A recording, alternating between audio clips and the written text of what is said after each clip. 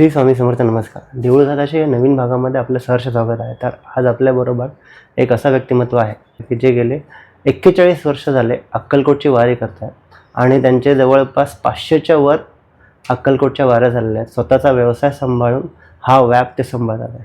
तर आज आपल्याबरोबर आहेत दीपक खानविलकर काका. तर नमस्कार काका, तुमचं या पॉडकास्टमध्ये सहर्ष स्वागत आहे. खूप प्रश्न आहेत, त्यातला जो पहिला प्रश्न आहे तो म्हणजे ह्या सर्वाची सुरुवात कधीपासून झाली? कारण 500च्या वर वाऱ्या होणं म्हणजे खूप मोठी गोष्ट आहे. सर्व स्वामी समर्थ भक्तांना श्री स्वामी समर्थ. तर खरं सांगायचं तर आता मी तुम्हाला सुरुवातच सगळ्यांना सांगतो की 1972-73 पासून माझी आजी, ती मला, मी प्रॉपर राहायला पुण्यातलाच आहे, ती मला वासुदेव निवाश्रम जो वामनराव गोवणे महाराजांचा मठ आहे तिथे घेऊन जायची. रोज शाळेत जाताना मी तिथे जायचो. स्वतः गोवणे महाराजांना रोज माझं 2 हस्तक 1 मस्तक असायचं. 6 महिन्याने गोवणे महाराजांनी मला अनुग्रह दिला. ही गोष्ट आहे 1973 एंडची. रोज मी जायचो, रोज ते मस्तवर हात ठेवायचे माझ्या. पण अचानक 15 जानेवारी 1974, तेव्हा मी 9वीमध्ये होतो, त्या दिवशी शाळेत जाताना अचानक मला एक यात्रेसारखा प्रसंग जाणवला. प्रचंड गर्दी होती कर्वे रोडला आणि मी गर्दीमध्ये विचारलं की हे काय, कुठली गर्दी आहे? तर त्यावेळेस मला कळलं की महाराजांनी देहत्याग केला आहे.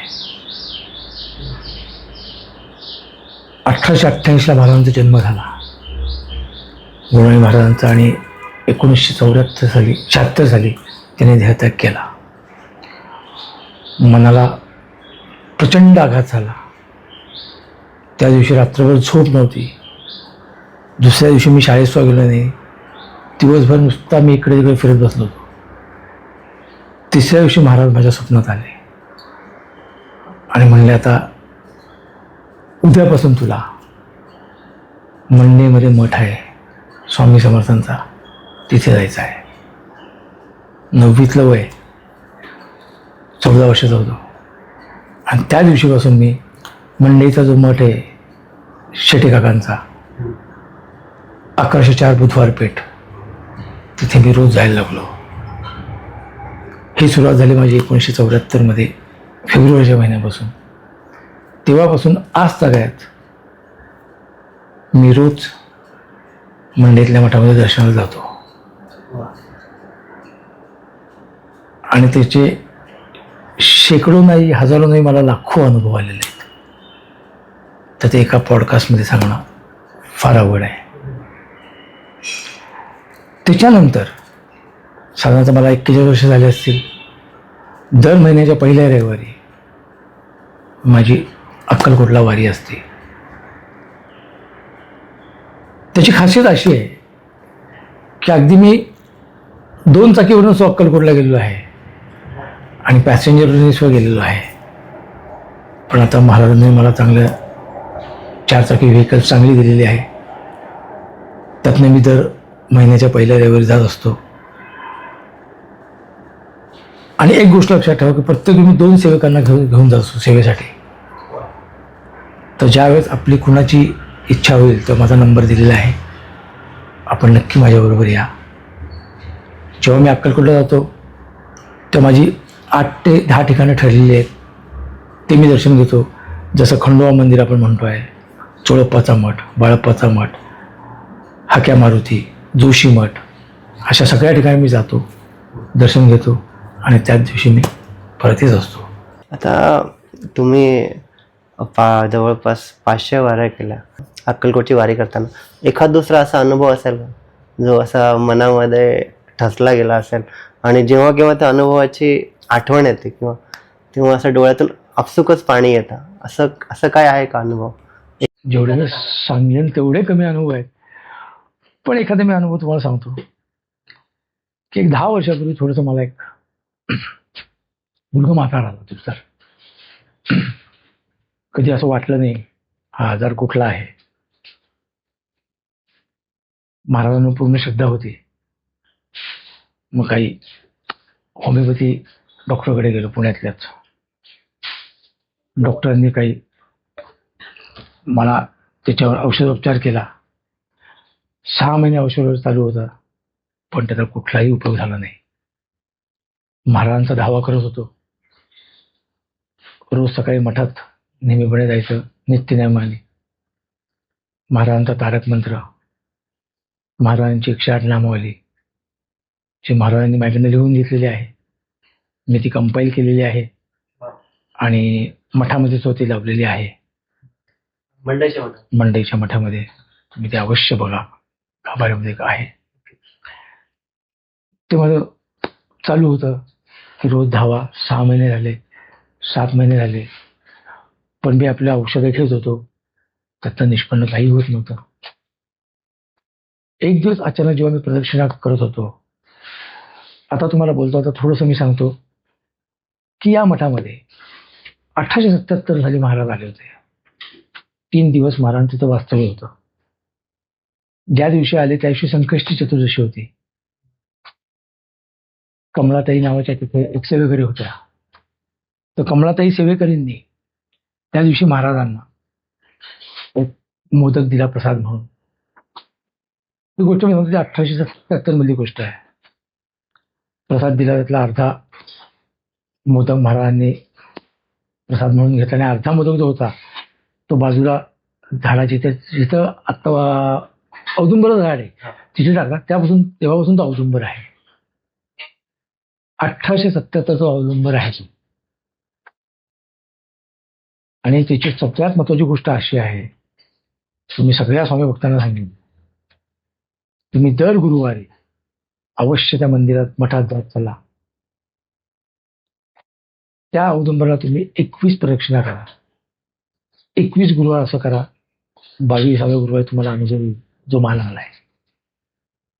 तिथे मला महाराजांचा दृष्टांत झाला. समजा की तू तिथे 21 प्रदक्षिणा कर. 21 गुरुवारी 21 प्रदक्षिणा कर, तुझ्या सगळ्या व्याधी दूर जातील. आणि 22व्या गुरुवारी माझ्या सगळ्या व्याधी गेल्या होत्या, ज्याची पूर्ण टेस्ट केली गेली डॉक्टरांकडनं, आणि 10 वर्षानंतर मला कुठलीही व्याधी राहिलेली नाही. आतापर्यंत मी त्याच्यानंतर गेल्या 10 वर्षात एक सुद्धा गोळी घेतलेली नाहीये. कुठल्याही डॉक्टरकडे मी गेलेलो नाहीये. हे फक्त महाराजांमुळे शक्य झालेलं आहे. आता माझ्या अंगावर काटा येत आहे. तर मी प्रत्येक स्वामी भक्तांना सांगेन की तुम्ही अवश्य, मी सांगेन रोज जात चला. तिथं महाराजांचं वास्तव्य अजून आहे, पण दर गुरुवारी तुम्ही नक्की जा. तिथल्या औदुंबराला 21 प्रदक्षिणा करा आणि 22व्या गुरुवारी त्याचे काय तुम्हाला रिसर्च मिळते पहा. धक्कादायक चमत्कार येते जा. आता इकडचा अनुभव झाला, मग आम्हाला एक अक्कलकोट मधला अनुभव सांगा ना. एक माझे मित्र आहेत, श्री जानवे म्हणून, SP कॉलेजला ते प्राध्यापक होते. ही गोष्ट 25 वर्षापूर्वीची, म्हणजे 2001 ची गोष्ट आहे. त्यावेळेस आमचं ठरलं की माझ्याकडे जस्ट नवीन एक TVS सुझुकी म्हणून गाडी आली होती. तर आपण अक्कलकोटला गाडीवर जायचं. आता इथून घरापासून माझ्या त्या अक्कलकोटचं अंतर 292 किलोमीटर आहे. आम्ही सकाळी 5ला निघालो. तो पावसाचा सीझन होता. सगळी आमची दर्शनं झाली आणि जेव्हा आम्ही येताना निघालो, संध्याकाळची वेळ होती, 7 ते 7:30 वाजले होते आणि साधारण 10 किलोमीटर आम्ही पुढे आलो आणि गाडीचं टायर संपूर्ण बसलं होतं. आज सुद्धा हे मिस्टर जानवे सिंहगडला राहतात. त्यांचा नंबर मी आपल्याला देतो, तुम्ही त्यांना कधीही विचारा ही गोष्ट कशी घडली. आणि जोरात आवाज आला आणि गाडी पंक्चर झाली होती. त्याच्यानंतर एक 300 मीटर मी गाडी तशीच नेली आणि एका झाडाच्या खाली उभं राहिलो. गाडी स्टँडला लावली. धो धो पाऊस पडत होता. 15 मिनिटं आम्ही तिथे थांबलो आणि आता म्हणलं पंक्चरवाल्याची आपण बघूया कुठे मिळतो आहे तो. 15 मिनिटं मी जेव्हा गाडी काढली खाली, त्या मागच्या चाकामध्ये पंक्चर नव्हतं. परत माझ्या अंगावर काटा येत आहे. ही रिअलिटी आहे. आधी पंक्चर झालं होतं, आवाज सुद्धा आला होता आणि पूर्ण आवाज आला होता. गाडी संपूर्ण खाली बसलेली गाडी होती. ही रिअलिटी. म्हणजे महाराजांच्या इतक्या लिहिल्या आहेत, इतक्या किमया आहेत. तर तुम्ही नक्की श्रद्धेने महाराजांचं करत चला. तुम्हाला इतके प्रचंड मोठे अनुभव येतील. फक्त दुःखाची गोष्ट एकच आहे की आजकाल बऱ्याच गोष्टी अशा बोकाळलेल्या आहेत. पुण्यामध्ये सुद्धा आहेत. काही भगिनी आहेत, त्या अशा दावा करतात की ते महाराजांशी बोलतात. आता बरी मोठी फी आकारली जाते. या गोष्टी काही मनाला पटत नाही. महाराजांना संपूर्ण ब्रह्मांड रचलेलं आहे. महाराजांना कुठल्याही पैशाची गरज नाहीये. त्यामुळे जी लोक अडलेली आहेत, त्यांना काही प्रॉब्लेम्स आहेत, ते सोन्याचे वाटेल ते पैसे देतात. तसं करू नका. 2 हस्तक 1 मस्तक नतमस्तक महाराजांसमोर करा. महाराज नक्कीच तुमचे सगळे प्रॉब्लेम सॉल्व्ह करतील. बरेच अशाही गोष्टी आहेत मी ऐकल्यात पुण्यामध्येच की महाराजांच्या पादुका आहेत. मग ते घरोघरी पादुका नेतात. त्याचे हेवी चार्जेस लावतात. ते कशासाठी पाहिजे चार्जेस? पादुका नेणं आणणं हा भाग वेगळा झाला की जे आपण करू शकतो. पण त्यासाठी 50,000 1,00,000 असे आजकाल मंडळी घेतात पुण्यात. माझ्या कानावर आल्या आहेत. नावं माझ्याकडे आहेत. मी आत्ता सांगत नाहीये. पण तसंही करू नका. महाराज हे देण्यासाठी बसले आपल्याला. अशा गोष्टींना नक्कीच आळा घाला आणि याच्याकडे अजिबात जाऊ नका. रोज महाराजांचा तारक मंत्र आणि 108 नामावली म्हणत चाला. तुम्हाला ॲटोमॅटिक सगळ्या गोष्टींचे रिझल्ट मिळत जातील. मानसिक, शारीरिक, आर्थिक कुठले असू दे, रिलेशनचे असू दे, नक्कीच सक्सेस मिळेल. श्री स्वामी समर्थ. अनंत कोटी ब्रह्मांड नायक राजाधिराज योगीराज श्री सद्गुरु सच्चिदानंद परब्रह्म अवधूत चिंतन भक्तवत्सल भक्तमिमामी अक्कलकोट निवासी श्री अक्कलकोट स्वामी समर्थ महाराज की जय. तुम्हाला हा व्हिडिओ कसा वाटला ते आम्हाला नक्की कॉमेंटमध्ये सांगा. आणि आपल्याला काकांकडनं अजून अनुभव ऐकायचे असले तेही आम्हाला कॉमेंटमध्ये सांगा. आणि व्हिडिओ आवडल्यास चॅनलला नक्की सबस्क्राईब करा. धन्यवाद. श्री स्वामी समर्थ.